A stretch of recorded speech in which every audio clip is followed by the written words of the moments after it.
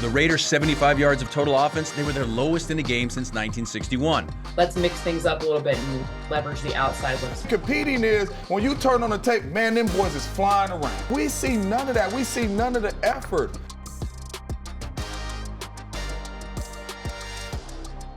Hey, welcome to another episode of Upon Further Review, brought to you by Coors Light. I'm your host, Paul Gutierrez, and Raiders coming off another deflating loss, 31-0 in Philadelphia. It's their second 31-0 loss of the season. And if you think about it, they've played both of the Super Bowl teams from last year, and they've lost by a combined score of 62-0. But that was last week. It's their eighth straight loss. Kenny Pickett got the start at quarterback for the Raiders. He actually completed 60% of his passes, but only had 65 yards and an interception. Going into this week, though, the Raiders are heading to Houston, and they're going to face a Texans team on a 6-game winning streak. So joining me now to help me break down what the Raiders need to do to kind of snap out of this funk, to show some positivity going forward in these last 3 games of the season, James Jones. James, Raiders versus Houston. Number one, what are you looking for here in terms of just overall effort and trying to put themselves in the best position to win a game? Oh, man, I wish I had the answers, man. I wish I had the answers. No, man, to be honest with you, man, I want to see a football team to go out on that football field and play like their season is not over, and play like this is a game to where if we win, we get into the playoffs. I want to see a team play with that energy and play with that effort, no matter what the score may look like, no matter what our record may look like. I want to see that type team take the football field. I have yet to see that type team take the football field. And I think if we do see that type team and that type effort take the football field, we'll have a chance in any game at the end of the game to win the game. I truly believe that, but I just have not seen that effort. And then now you have a Houston team who is on fire. Yeah. You know, you remember the old school NBA jams to where you catch fire? They on fire like that, defensively and offensively. So if we don't come out with the right mindset and the right energy and effort, this could be another one of those games where we get ran out of the building. Yeah, just between you and I and whoever's listening, my NBA Jam team was always the Minnesota Timberwolves because J.R. Ryder was my guy because I went to school down the street at UNLV. So it was like J.R. Ryder and Christian Laettner were my guys, and we didn't win many NBA Jam games. But the Raiders, they've got some key pieces, whether it's on offense with Brock Bowers, Ashton Jeanty, defense with Max Crosby. Going into Houston, again, the Texans are on that 6-game winning streak. Offensively, the Raiders haven't really done much. They're coming off a game in which they only had 75 yards of total offense. Third down conversion rate is the 5th worst in the NFL. The average time of possession, they can't sustain drives. What do they need to do? And it seems obvious, run the ball. But beyond that, what can they do to find that secret sauce, that magic to kind of get that NBA Jam type, he's on fire mojo going forward against the Texans? Man, to me, it's just third down is what sticks out. Okay. If you're not good on third down, the time of possession is going to be down. The opportunities to make plays in the run game is going to be down. The opportunity to make plays in the pass game is going to be down. Like, to be honest with you, we had the ball for 19 minutes the last 2 games. That's 40 minutes in 2 games. That's nothing. You know, we did the same thing last week, you know, to where time of possession is huge. We're not even getting drives going or getting plays going to be able to have opportunities to make plays. So to me, third down has to be huge. We have to have an extremely aggressive game plan on third down. I don't care if it's some trick plays in there. I don't care if it's some reverse passes, whatever it may be, but we have to find a way to get some third down convergence so we can get more plays. We're just not having enough plays to run in games. And then now you're going up against a defense in the Houston Texans who, in my humble opinion, is the best defense in football. So they are going to get after you with their front 7, and they are extremely aggressive. So we got to try to match their aggressiveness, and we got to be good on third downs and get these plays up. Yeah, something a little bit different, and we just talked with Geno Smith, who looks like if all goes according to plan this week, he's going to be back under center and in shotgun and in the pistol at quarterback for the Raiders. Ashton Jeanty insists that he's not frustrated, that he's not losing any confidence in himself. They're going up not only against that fearsome front 7, but they've got a very stingy secondary. Their coverage grade is tied for 8th best in the NFL per Pro Football Focus. Opponents are completing only 58.04% of their passes. When you look not only at, when you're looking at the defense as a whole, obviously you got the pass rushers coming at you, But from your receiver, when you put that receiver hat on again, I mean, how much of a challenge is facing that secondary in Houston? Well, this defense is on a string, and what I mean by that is, the front seven, feeds off the back end. The back end feeds off the front seven. I remember playing Von Miller and DeMarcus Ware and Aqib Talib and Chris Harris and all those boys that they had in the secondary for the Denver Broncos when they won a Super Bowl. And Aqib Talib and Chris Harris knew this ball max got 3 seconds to come out. Yeah. Because of the two dudes that's rushing the passer up there. So I don't have to backpedal a lot. I can sit on routes because I know Von Miller and DeMarcus Ware are eventually going to get there. That's the same with this Houston defense, man. You talk about Daniil Hunter, you talk about the first rounder on the other side who's playing some big-time football, and then you got cover dudes, man, and Derek Stingley and those guys who know 3 seconds max for this football to come out. So I could sit on routes, I could break on routes, and that is why it's tough to complete passes on them dudes because this defense is on a string, man. They both feeding off of each other. It's going to be tough.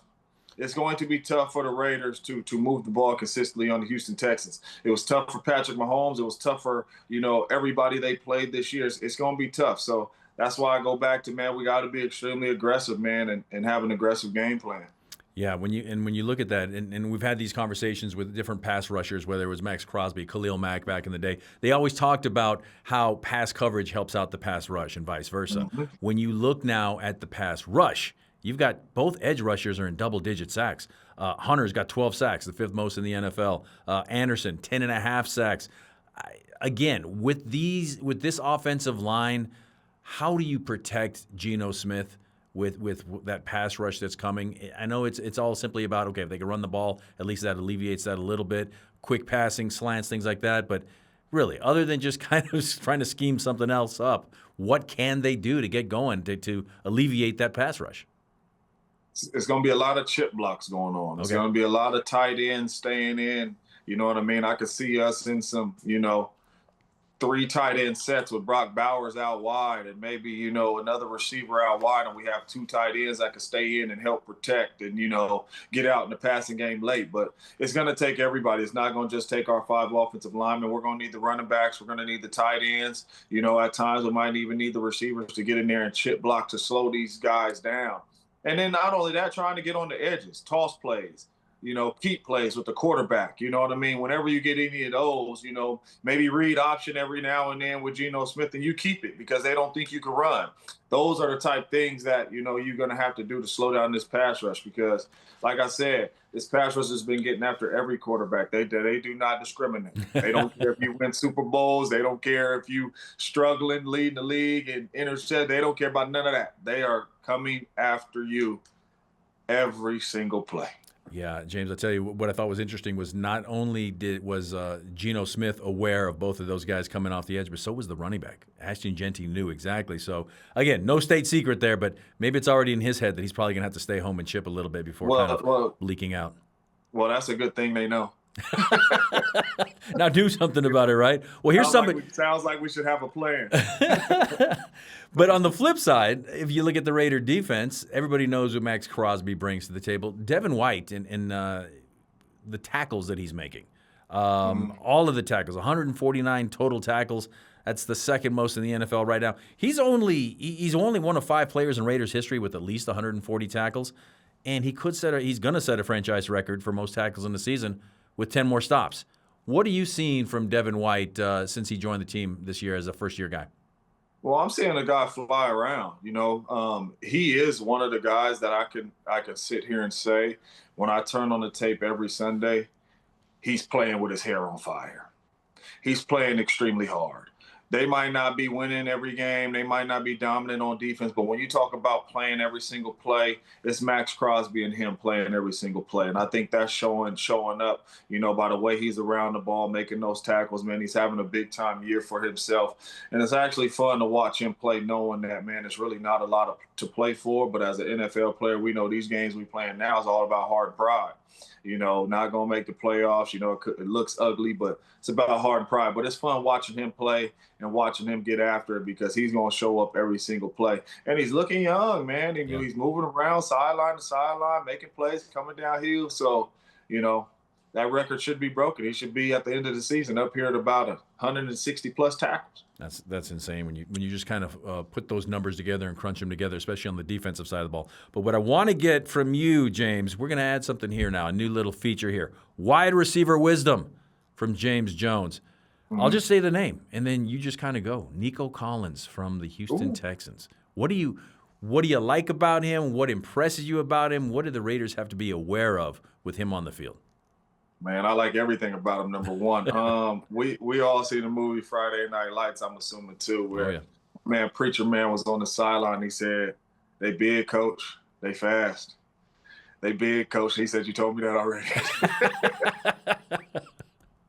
That's Nico Collins, man. Nico Collins is a big boy, and he's fast. Nico Collins is a big boy, and he's fast. C.J. Stroud knows where he is going to be every single play, and when you put that with the route running and the playmaking ability that this guy has, man, I mean, he is going to be tough to stop. And they don't just pass it to him, man. They hand it off to him. They reverse it to him, fly sweeps to him, all that to get in the ball. But the main thing to me that sticks out about his game that you have to be aware of is he is a big boy and he can really run. So it's not going to be no sitting on routes because he'll run by you. And if you do sit on, and if you don't sit on routes and you want to play deep, he's a really good route runner, and now you got to force to tackle him. So when you talk about a wide receiver with the total package, we don't have too many of them in the National Football League with the total package, with the size, the speed, the route running, and all that. Well, kudos to the Raiders. They get to see one this week.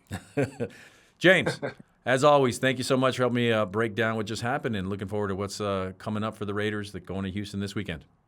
Anytime, my brother. Thank you. All right. Hey, everybody, stay with us. Coming up next, we've got Cynthia Frelund, and she's always got her numbers to know. She's next.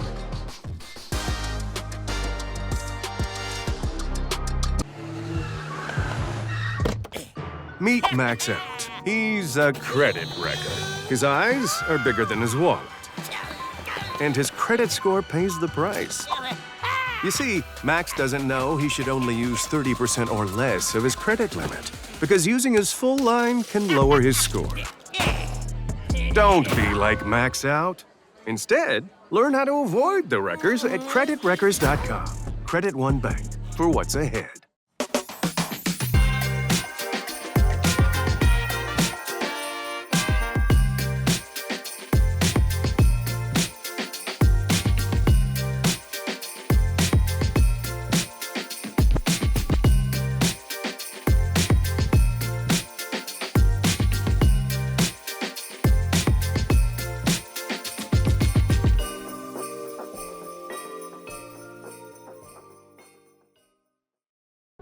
For the first time ever, step inside Allegiant Stadium on the eve of game day when the building comes alive. This exclusive 75-minute guided tour gives you a rare access to the final pre-game prep, sound checks, lighting tests, rehearsals, and more. Go beyond the standard experience with behind-the-scenes access to suites, clubs, and areas off limits on regular tour. Hear untold stories of the stadium, feel the energy of kickoff coming alive, and you might even spot Raider Rusher. This is your all-access pass to game day, before the gates even open.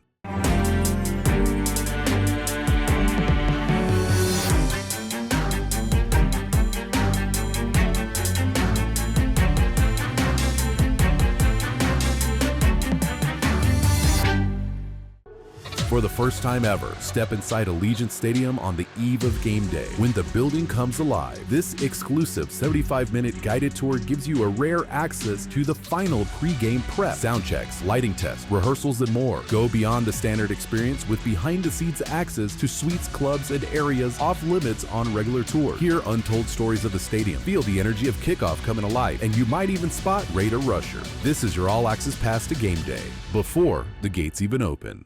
The Raiders' 75 yards of total offense, they were their lowest in a game since 1961. Let's mix things up a little bit and leverage the outside looks. Competing is when you turn on the tape, man, them boys is flying around. We see none of that. We see none of the effort.